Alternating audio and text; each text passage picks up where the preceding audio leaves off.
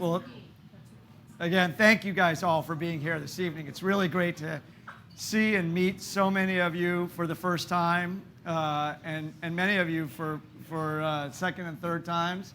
I'm Sanjay Puri. For some of you who I haven't met, I'm one of the managing directors here at Progress, and I lead the media and commerce practice.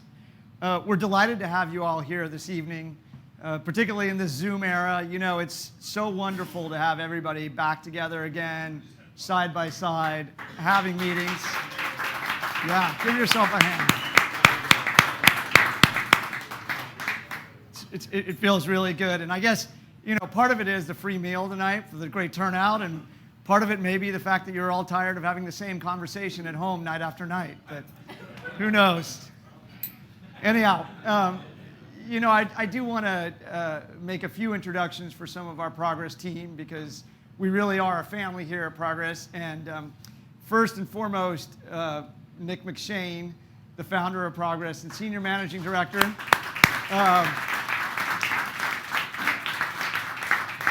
For you of those that don't know, Nick and I have known each other since we were 13 years old, and he still owes me a homework favor. That's how I got a job here. So. And then Sam Thompson, another senior managing director.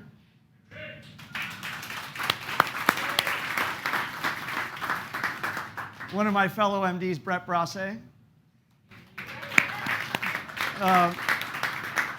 You know, this evening could not have been possible without the tireless, brilliant work of our COO, Dominic Venuto.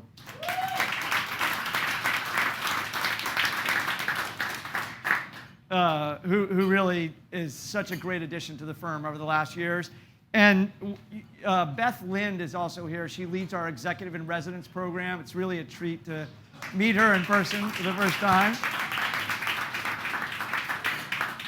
And you know, dovetailing some of the great work that Dominic does, the latest addition to our team, David Chavez, who recently joined us as a marketing manager. You know, some of you are familiar with Progress. We are a full-service merchant bank specializing in capital raising, M&A, and SPAC advisory services. You know, we also have a number of venture funds on the front end of our house, in addition to some our advisory service in the middle of the house. And we recently launched Progress Acquisition Corp, our SPAC, earlier this year. And it's really great to see the growth of the firm that's taken place and the commitment that's been made across the board. You know, our DNA is really, for the last 20 years as a firm, been in ad tech, martech, and media. But I will say there's been a very intentional commitment to growing the firm. And we've gone from 20-some folks to well north of 40 now, and really focusing on areas of finance, commerce, automotive, and really brought in the folks to make that initiative so much more compelling for our clients. Our backgrounds and expertise as bankers are augmented by the fact that many of us are operators. And so we really get an opportunity to work closely with entrepreneurs and visionaries and really try and sort of be thoughtful and proactive and think around corners and really anticipate, given the nature of the business we really focus on within media, within ad tech, within martech, and really around innovation. You know, our work would not be complete, of course, and our story wouldn't be complete without the great work of all of our executives in residence. And I will say Nick and Sam in particular, as well as Dominic now, and Beth coming on board, have made an enormous commitment to our executive and resident program. And those folks are really, you know, individuals who have shown excellence in C-suite roles across the board. I know I've really enjoyed introducing Len and Princell, who you'll hear from this evening, as well as a number of you folks, to that executive and resident program. I don't want to insult anybody by leaving you off. I'm going to call out a few folks, but by that, no means is that all encompassing. You know, some of the folks that I really would love to call out are my good friend Marianne Halford, if you don't mind raising your hand. And I've developed a great personal and professional relationship with Marianne. Chris Kelly, who's in the back. Chris. And I've had the great fortune of working with Chris for many, many years, and he very kindly joined our SPAC as a board member and just provides tremendous insight on almost a weekly basis on our Friday business development calls. And Josh Rucci, who I've just gotten to know better recently. Josh, I know you're here somewhere. And so before we go any further, I do, want to thank and call up a few folks who have been great sponsors for Progress. First and foremost, Justin Dumichel from I'm sorry, I'm going to get this right, Justin, from Cerity. And Justin, if you don't mind coming up and saying a few words, we'd love to have you come up and just say a few words about Cerity and the great relationship we've had. Thank you so much. Really appreciate everybody coming out tonight. It is so wonderful to be in person and being able to actually share a drink and a meal with so many interesting people. I've been working with Progress, doing dinners and other sponsorship events, and working with Sam, comparing notes on companies and things like that for probably 8 years or so now. And what we found throughout that is just a commonality of purpose. And what I mean by that is that we like bringing people together. We like watching people grow, companies and executives in particular. And it's an honor to be able to be part of an event like this, to see such great connections formed, opportunities created. Cerity is a national wealth management firm with an investment arm that focus on high net worth families that are often entrepreneurs and executives, and we just really like to support that community. It's something that we have a skill set in that we believe is a bit unique, because we've been on the investment side. We've also built companies ourselves, and so the insight that we hope we can provide as a partner for our clients is a bit unique. And I'd like to just highlight my colleagues, Jeff Cooley and Mike Sire, who are here tonight. They're unbelievable professionals and partners from them. So. But excited to be here, and hope everybody has a wonderful evening. Thank you. Thank you for your partnership. To bring up Oz Mayer from Cohn Resnick, who's also a very valued partner of Progress's. Thank you. Thank you very much. So thank you, everybody. It's great to see just a full room. I think it's been a year and a half since I've seen that. And I'm Oz. Full name is Asel Meir. I lead the firm's Cohn Resnick technology and new media practice. Very dominant here in the Northeast. The firm itself is a full-service accounting, tax, and advisory firm. We go all the way from the compliance work to advisory, and as you can guess, everybody here in the room is in the media space. I mean, it's been an unbelievable year. I think it's going to continue and be this way. M&A activity is pumping, no doubt about it. Valuations are through the roof, and we got to ride this train as long as it lasts. So,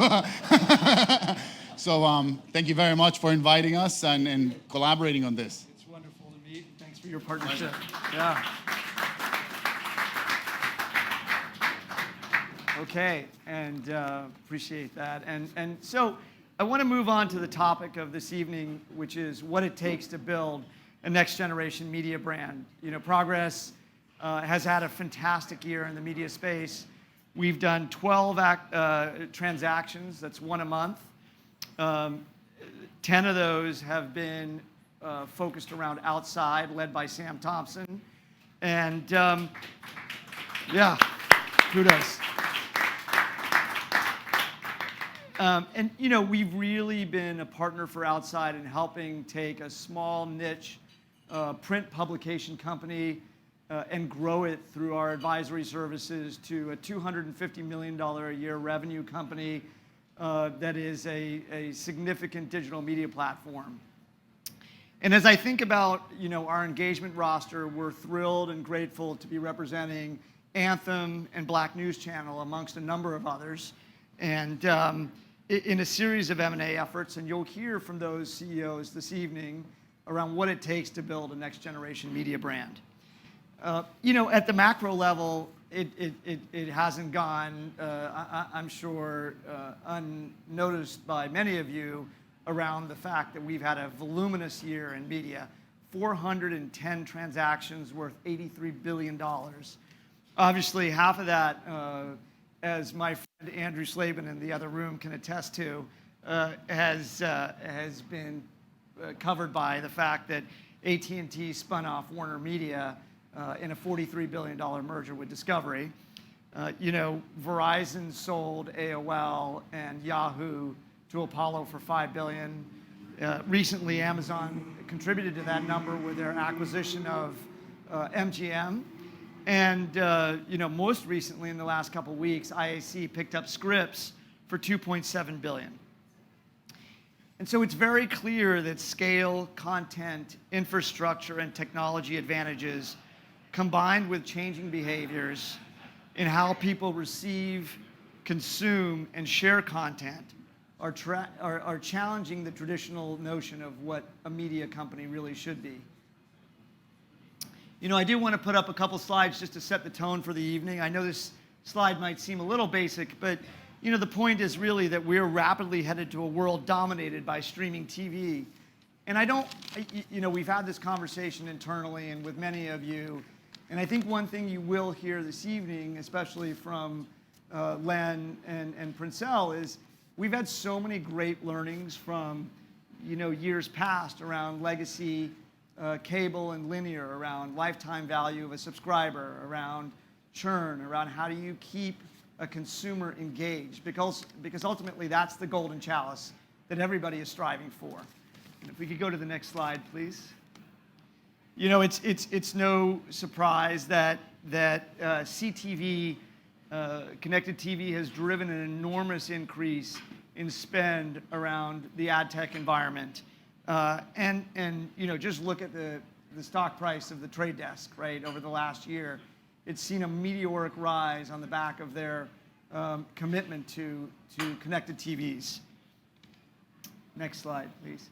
And so, I'm sure many of you are just inundated with a number of OTT platforms out there. And even the fact that so many legacy cable and linear companies are making major moves into this space, there's certainly no shortage of choices.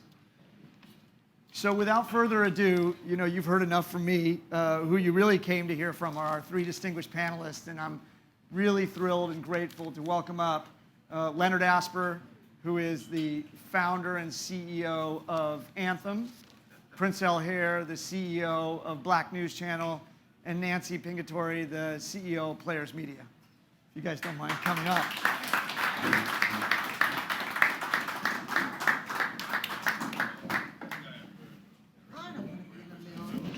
God, that is so obvious. Yes.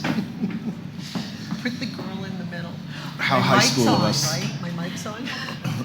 She has no. Okay. She has no filter. Wow. All right, I'm going to be super. So, maybe we could just That's why I start brought off. her. Maybe we could just start off with a brief introduction by each of you. How you got here, a little bit of talking about the companies that you each lead, and I think that would be great to set the stage for everyone. Princell, if you don't mind. Sure, I got here because you invited me. I'm Princell Haer. I'm the president and CEO of Black News Channel. We are an all-news, 24/7 news operation operating out of Tallahassee, Florida, headquartered in Tallahassee, Florida. We have the network launched February of 2020 with about 55 employees, full-time employees, distributed in about 2.5 million homes, and broadcasting about 6 hours of live programming a day. We are now in about 50 million homes, depending on who's counting and what day it is. But we're in about 50 million homes. We are on all of the major OTT platforms. We have about 350 full-time employees. We broadcast two separate and distinct content streams, about 35 hours a day of programming. So we've been a little busy over the course of the last year or so. my background is in news and sports. Had a 30-year or so career in local news, national news, and then most recently a stint with NBC Sports. Thank you. Nancy? Excellent. So I'm here because of Len. Thank you, Len. So Players Media Group, we are a sports, entertainment, and media management company. We focus on sports lifestyle and culture entertainment. We oversee 3 unique and very distinct subsidiaries, one of which is called Players TV. We launched in March of 2020, first with Samsung, and have since trailblazed through the OTT and FAST platform space. Still waiting to snare our first legacy operator. Congratulations to you for getting Cox, by the way. Thank you. Thank you. But we are, Players TV in particular is very specifically athlete lifestyle culture content. All the content is either written, produced, or featuring a professional athlete. So we are all about the professional athlete. We are currently in front of 285 million households and devices. Most recently rolled out our service to Rakuten TV across 5 European countries, so we are now officially international.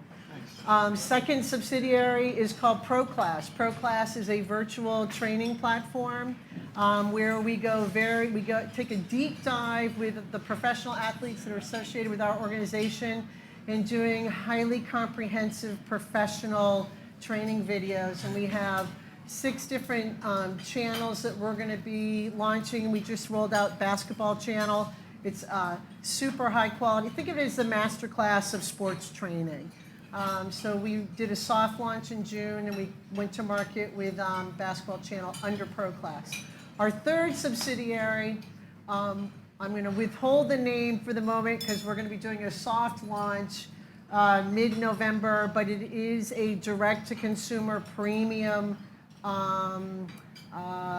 entertainment service that is, Players TV on steroids, if you will. So that'll be coming out later this year.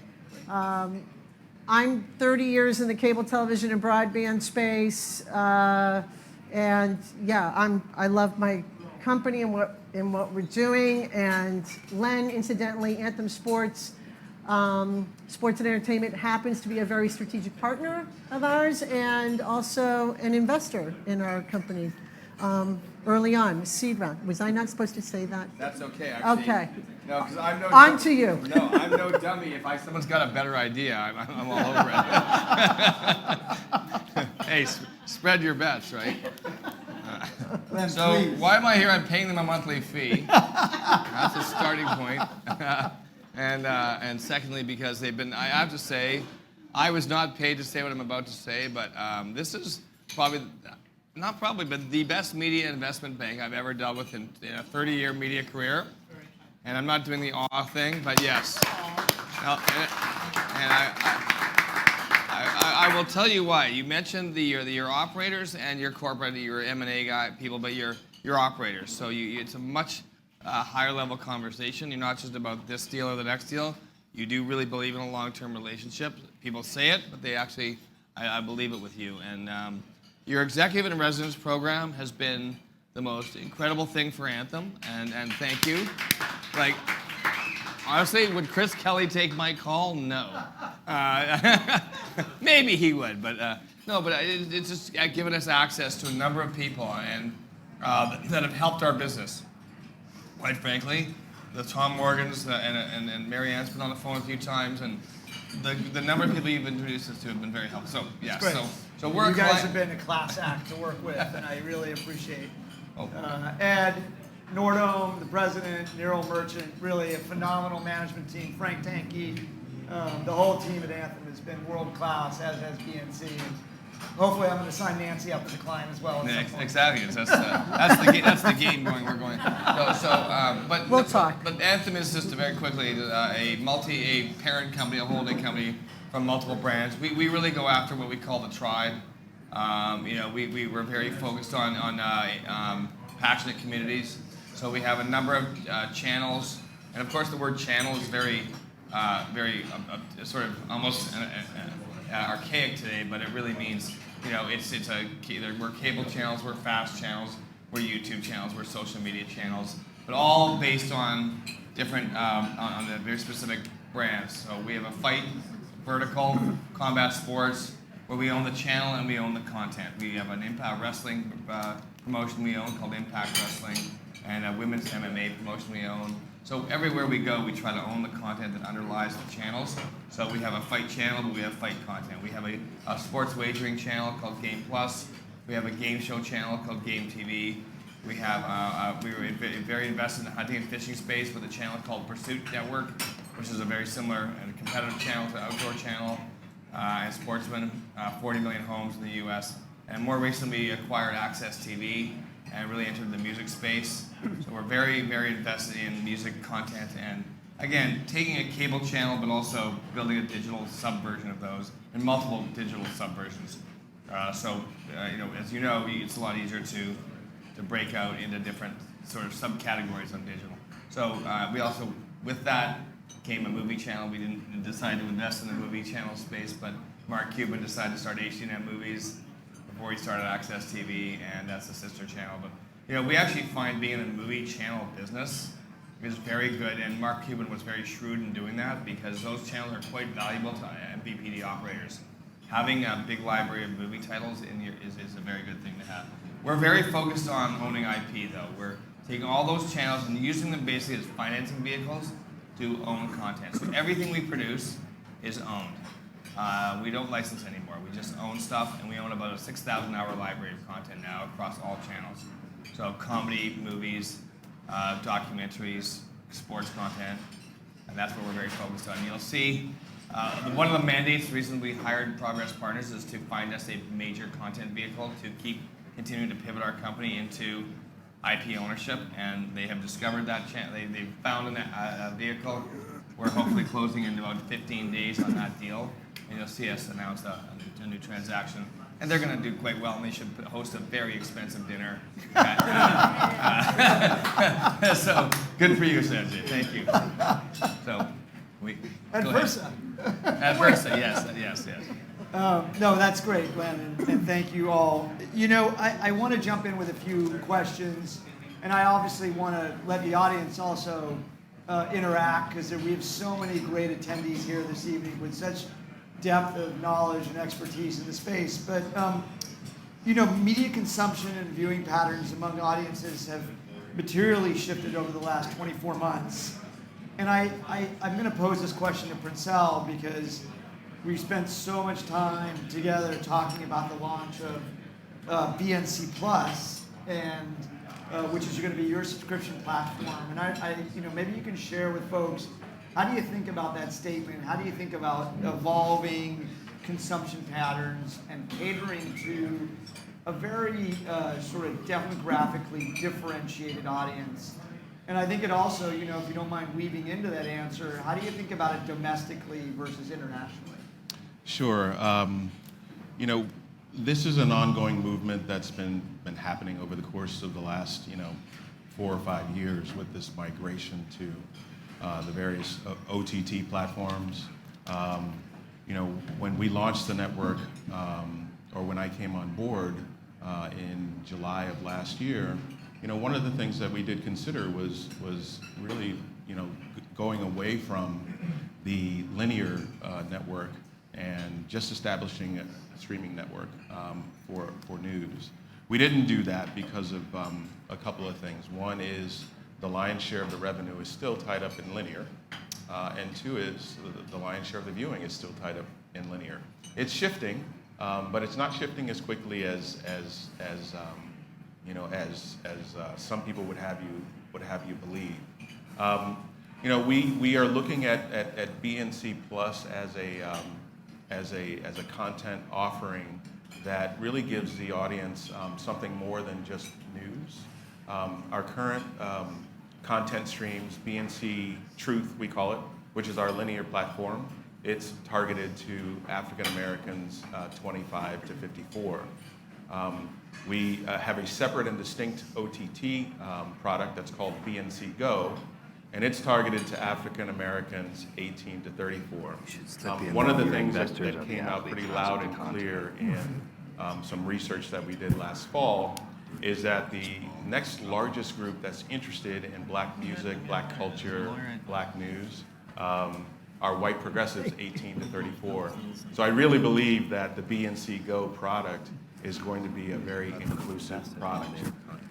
So BNC Plus is going to house a content stream that I'm calling BNC Entertainment. That name may change, but it's really content, everything but news. Another thing that we found in the research that we did is that with African Americans, breaking news was the number one content issue for them. You have to do that right. It's the price of admission into their homes. Coverage of COVID, that was number two, and that's pretty much universal across all races, gender, what have you. Probably more so with the African American audience because of the disproportionate impact of COVID on that community. But once you get past those first two, it really starts to vary the interest level for, it varies by race. African Americans don't put politics up as high as white America does. African Americans, they want to know about sports. They want to know about lifestyle. They want to know about entertainment. African Americans are very community focused. They want to know about family. So the plus offering from BNC is really going to focus on those things that you would not normally see in a news product.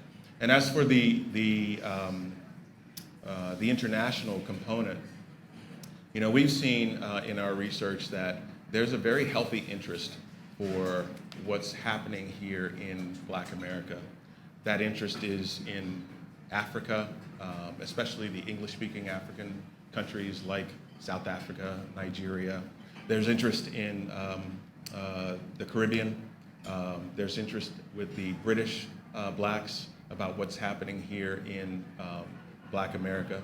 South America, there's interest about what's happening here in Black and brown communities. So I believe that there's a real opportunity for BNC, and especially the way in which we cover the news.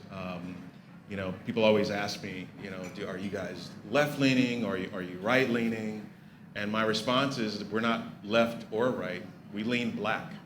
And what I mean by that is that we cover stories in those communities that are culturally specific, using the people in those communities to really drive the narrative. The Black and brown communities are not monolithic communities. There are Black progressives, there are Black conservatives, there are Black liberals, and really, on our best day, when we're doing our job the right way, we are covering all of those viewpoints in our news products, and we're really allowing the viewer to make up their mind as to where they sit on a particular issue. That's great.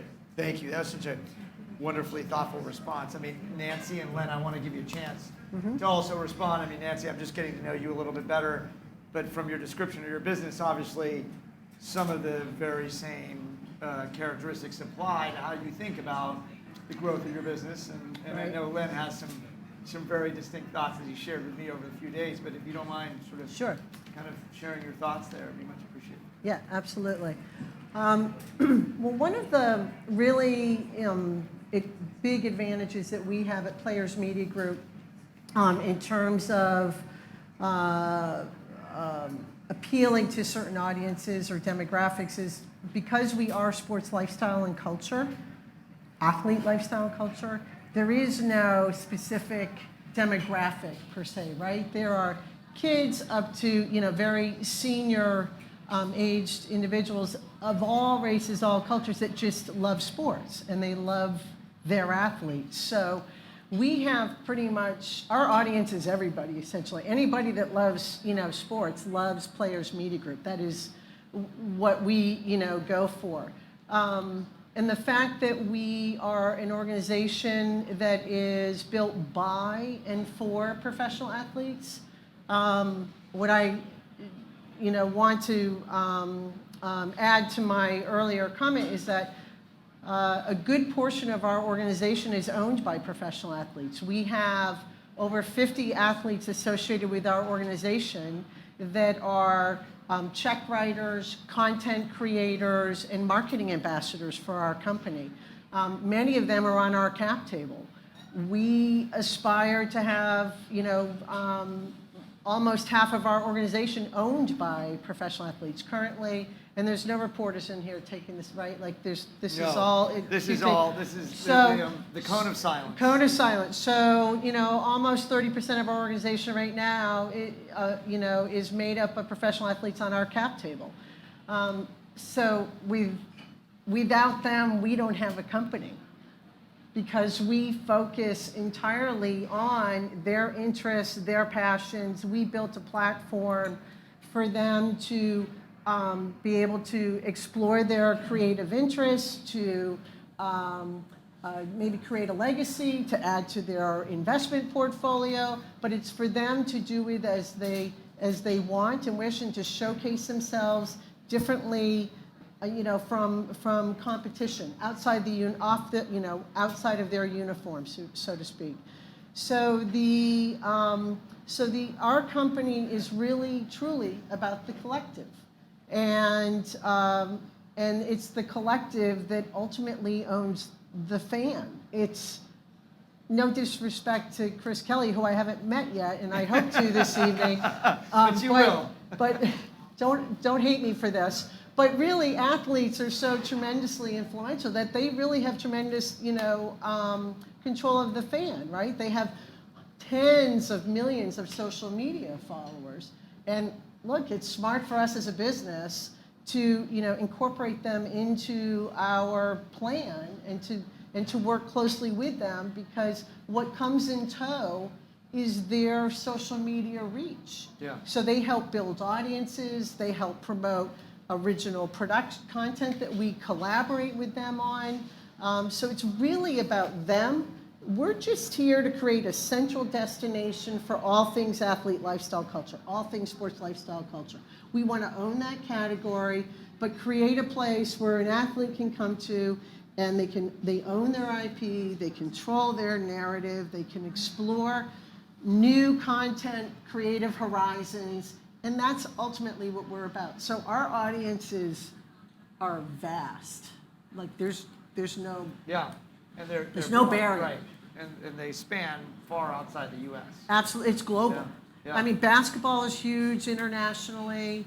Obviously soccer, but it's not just these sports domestically that are so big here. The big four, NHL, NFL, NBA, MLB, but some of that spills over globally, and we recognize those other sports. And so this isn't just about appealing to athletes in the U.S. We are also interested in adding to our athlete pipeline professionals around the globe to be a part of this and extend it.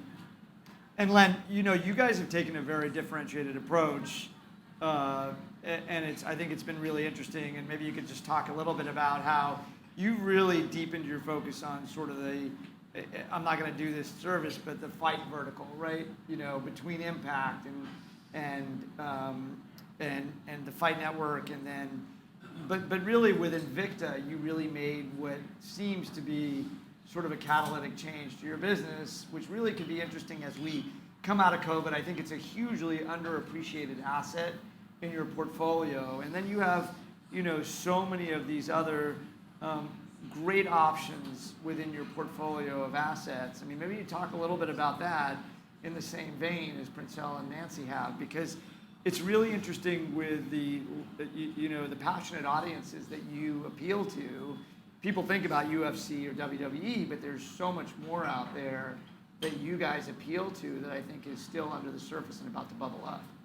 Yeah, I mean, I think, first of all, everything we've chosen is really we know has a global audience. Like everybody in the world there is an audience everywhere in every country that likes combat sports. There's an audience everywhere. People like to bet. People like to hunt and fish. They do it differently in different places, especially hunting and fishing, funnily enough. But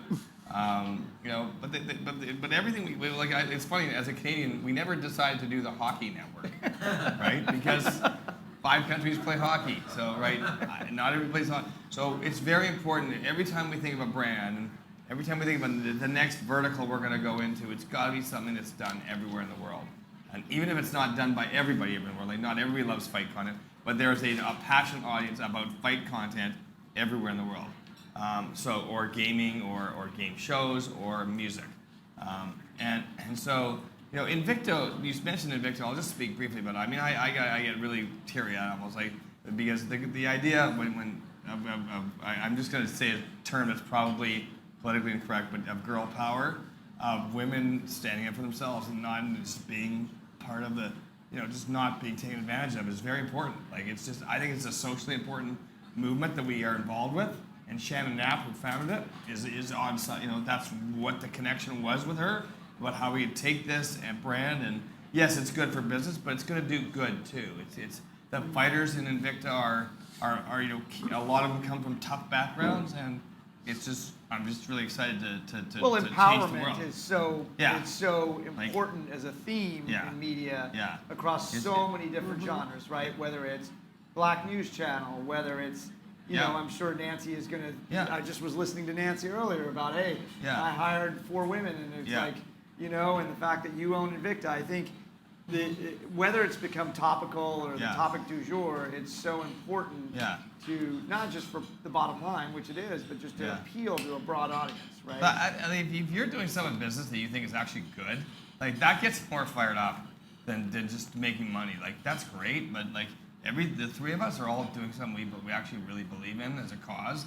One of the reasons we invest in Players TV is like blacks owning IP, right? Like not being for hire. Like that was a huge part of become owners of IP and stop being, stop fighting about rights with like having media companies that take advantage of celebrity and making all the money.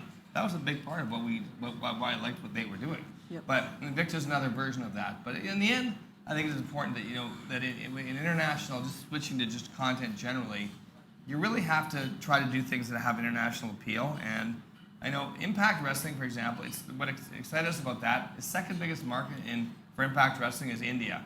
And there were 10 million YouTube views a month from India, coming in from India, and with AI kind of helping with dubbing. Like years ago, to make international content, you had to do something you had to do something very customized for each country. Today, you can build international content with great stories, with international celebrities that, because of social media, they're Instagram stars everywhere, right? Whether they're athletes or they're politicians or they're just big public figures. People know much more about what's going on in America outside of America because they used to have to get ABC in London or Cambodia or somewhere. You didn't get into Japan. You didn't get into ABC. You had no idea what was going on in America.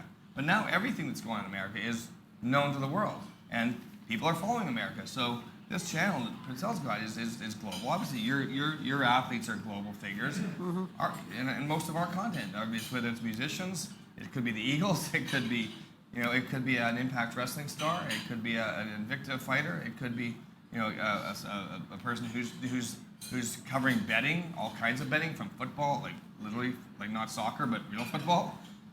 That's global, and so and dubbing has changed because you used to have to get someone to dub stuff, and it was very expensive to produce content for multiple countries. I'm sure. I'm looking at Ben Pine. Like Disney probably had so many issues, had lots of fun stuff, but now it's just all computer generated dubbing, so you can reach anybody in any language anywhere in the world all the time. And there'll be 5 cable companies called Apple and Facebook, and that's the new cable companies in the world, and you get the world. Well, that and I didn't set this up, so, but We never met each other. It really dovetails nicely into our next question, which is, and this is a bit of a misnomer in some regards because the technology that's driving, and it's really sort of, how do you think about the different derivations of media be it social, commerce, et cetera, but it's really a technology behind it. And I think, we've worked very closely with Anthem around sort of what their approach is to technology and integrating technology. And I think Len and Ed and Niril have been very thoughtful about this. But I'd love for you guys to weigh in on how you think technology is changing the media landscape. Because it is a broad topic, from social to commerce. Len and Progress are engaged in an acquisition that will bring premium video on demand to the forefront, right? But again, it's a different derivation of owning content and distributing content. We talk a lot about AI and personalization and engagement. So maybe you guys could talk. Nancy, I see you shaking your head. I mean, I'd love for you to please jump in with that. Well, having spent 10 years of my career in technology, I love the subject. And it's obviously infiltrated our business extensively, and it's what actually, influences our industry, right? The cable and broadband space. It is because of the emergence of, technologies that we are where we are today in the way that we deliver our entertainment services. It's interesting. We're in the middle of Series A, and I've talked to VCs that love our business, but a couple of them have said, you don't have enough of a technology moat. There's not enough technology on your roadmap. And that resonates. It makes me pause, and I think, well, wait a minute. I think we do, but depending on how people look at it. So for Players Media Group, with Players TV, the 24/7 linear, obviously, it's a digital linear streaming channel. We use what I would call traditional technology, your CDN, your CMS vendors, right? We get it out there. With ProClass, our virtual training platform, similarly, right? There's an underlying platform that enables that service to operate. It's going to be a downloadable app, website, et cetera, et cetera. Again, traditional means for delivery, right? The difference is for ProClass, though, is our virtual training platform and our soon-to-be launched direct-to-consumer service. We understand that we do have to integrate immersive technologies to stay up with the times, to stay ahead of it, to attract new audiences. And what are those And immersive? to keep audiences. So with ProClass in particular, we are now vetting different AI providers because we know AI incorporated with training, content, experiences, AI is critically important, right? To really get down to the nuances of what your objective is, how to throw a faster baseball pitch, how to pivot more quickly on a basketball court. The AI helps enhance and enrich that kind of learning. So AI is going to be very big with ProClass. Also, e-commerce, of course. We see a big opportunity with selling apparel and equipment associated with those channels that we're going to be, launching for those high-end, training experiences. And we want to have real-time feedback from ProClass too, where you can use data analytics and quickly interpret that to have real-time feedback as you're using you're watching a training video, you make the move. There's AI cameras, potentially, strategically positioned either in a room or through the app, and then you get real-time feedback with that. So that's ProClass. That's heavy technology focused all of next year. With our direct-to-consumer service, we want to gamify the viewing experience, so we're going to add gamification. We are exploring NFT as an opportunity to work more closely with our athletes. We have some great ideas about how to introduce very unique user experiences utilizing NFT as a framework. And again, integrating more e-commerce into that platform. Even more reason you and Chris Kelly should sync up around Chris, NFTs. Chris, after we had a dinner whole- cocktails, okay? Thank you. But That's you know, why I brought her. Princell had, you know, I've spent a bunch of time on the phone with Princell, and I think, not to steal your thunder, but you know, after probably 20 or 30 phone calls together, I think you really have done an amazing job of sort of characterizing what Black News Channel was prior to your arrival. And I'd love for you to talk a little bit about how you took technology and sort of brought it into the modern age to some degree. Sure. And really created a professional sort of class A media platform. Talk about that a little bit. Sure. Well, when I arrived at BNC, on our best day, we looked like a small market TV station, and on most days, we looked like something you'd see on a college campus.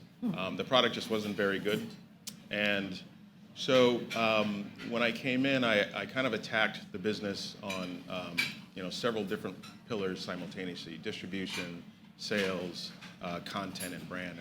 And on the content side, we really had to figure out how we were going to compete in the cable news landscape. And you compete by good programming, good content, strong talent to help drive the narrative. Now, I think I mentioned before that we're located in Tallahassee, Florida. There was no way I was going to get Charles Blow to move to Tallahassee, Florida. So we had to come up with a solution for that. And what we did is we installed home studios. We do, of our 17 hours of programming on our linear network, 14 of those hours come from people's homes. We have 14 home studios around the country. Our 7 o'clock show is done out of Newburgh, New York. Our 8 o'clock show is done out of Philadelphia. Our 9 o'clock show is done out of Dallas. And Charles is back and forth between Brooklyn and Atlanta. Our entire morning show team, they come out of Atlanta in 4 different homes. Our DC team, they come out of the DC area, but they're all in their different homes. So that was an example of how we had to really use technology to fix a problem. That problem is location. We've also. Sorry. That's all right. We've also erected virtual bureaus around the country. We have 14 correspondents in 13 of the top 25 black cities in the United States.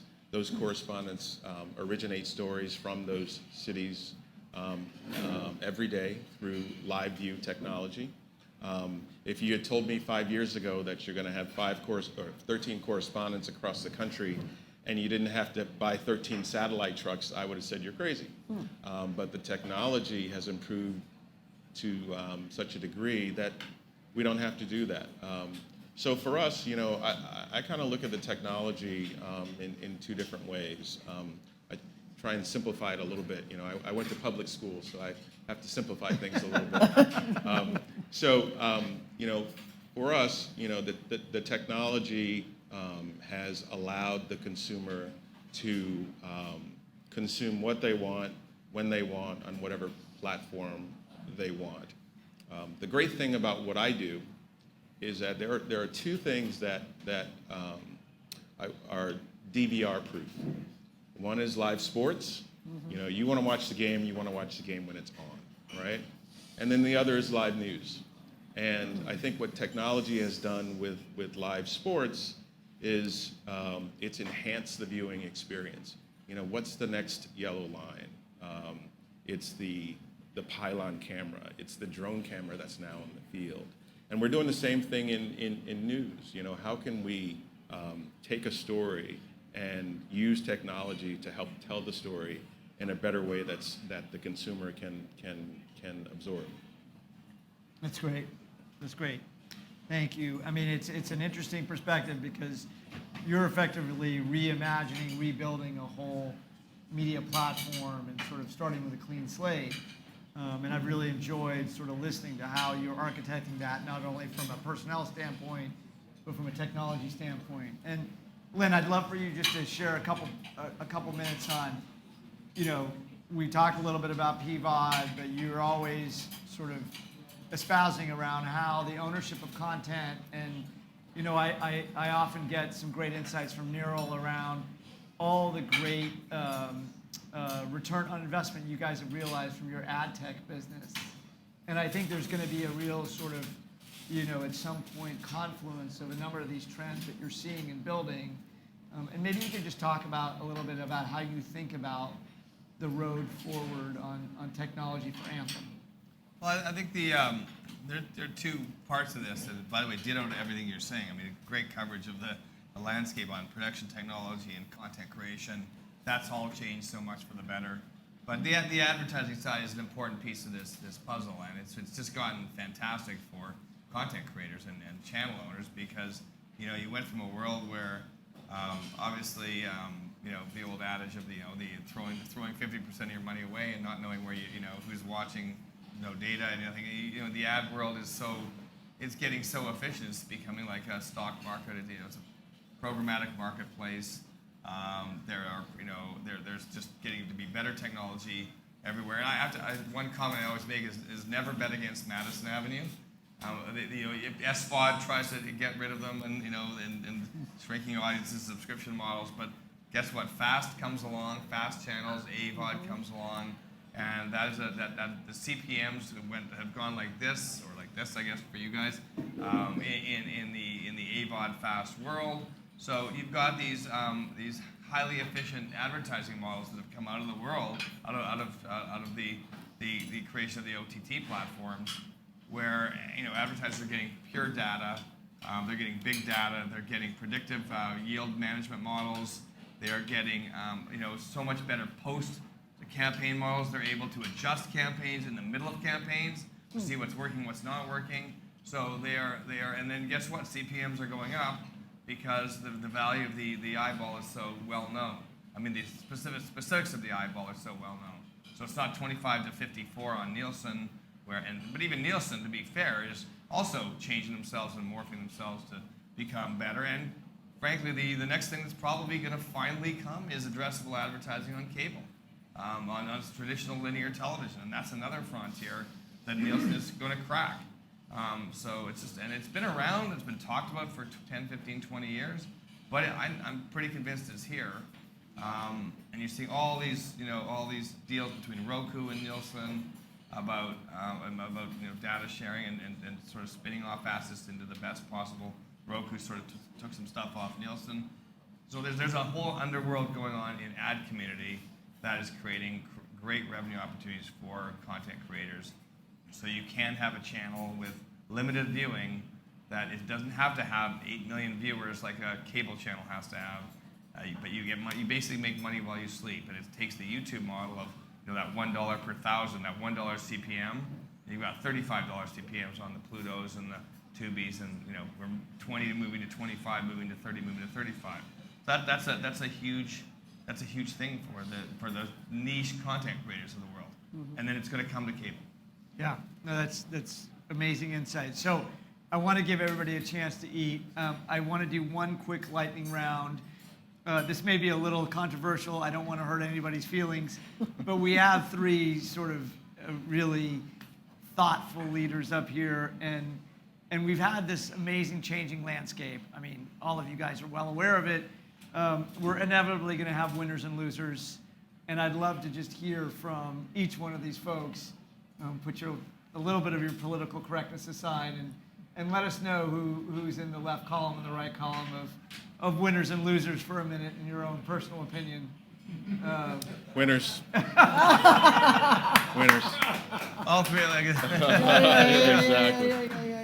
Look, I think the companies that do not adapt and adjust to the consumers are going to be losers. Those companies who kind of stick with this melting ice cube that's happening right now on the linear side and aren't really seeing around the corner that's right in front of them, those are the companies that are going to lose. Nancy. In my career, what I've learned is that it's not good enough to think only about 2 years ahead, or forecast or roadmap 2 years ahead. You got to literally be thinking 10 years ahead. Yeah. You got to, the old adage from Field of Dreams, right? If you build it, they will come. I believe in that. I think you can create experiences and build products and services that are so far out in left field, and we've seen it in our world today, that you would never think would have ever been a viable enterprise, and are crushing it. I mean, we're sending people, in outer space. I mean, William Shatner just went up in space for crying out loud. Like, that is outrageous, right? Who would have thought? So my message is, who's ever not thinking about 10 years ahead and is still stuck in the 2 to 3, 4 year, kind of roadmap planning, you're done. The second thing I just want to say is that I think the user, the fan, the consumer is always in charge. He's always in charge. Is always in charge Yeah. and will always win. They're the ones that are going to tell us whether or not we're doing anything right or wrong, right?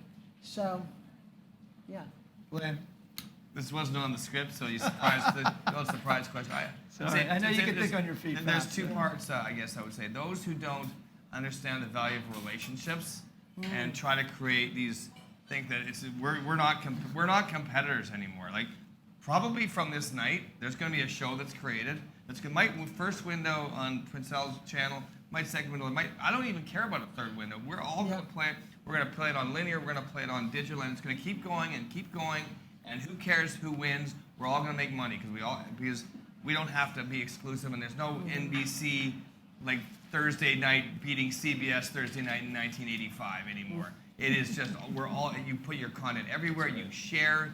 And if you don't understand how that's changed, that's, I think, going to be a failure. And I think the other thing I'm going to say to some of the people in this room, I know it's mostly Progress and Anthem and players and Live News Channel people, so there's a few independents here, but I think the people that are going to be also have to be worried are media executives. I'm just a little controversial, that don't adapt, because as a headhunter, sometimes I say, I go to Korn Ferry and I say, hey, we need to hire 4 people in this.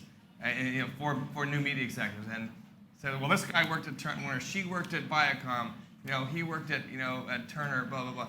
That doesn't mean anything anymore, because if you worked at Turner 7 years ago, you're useless to me unless you become the new executive, right? So sorry, is there a Turner person? Sorry. No, but I'm saying there are many media executives that are really good at what they did, what the world was 5 years ago, so 7 years ago. And the ones that are still there, by the way, are obviously really good, or they wouldn't still be there. But you have to really be adapting. I think you can't rest on your laurels and say, I worked here or there 5 years ago, and what I did 5 years ago counts right now. You've got to be a different person right now. I think that's important.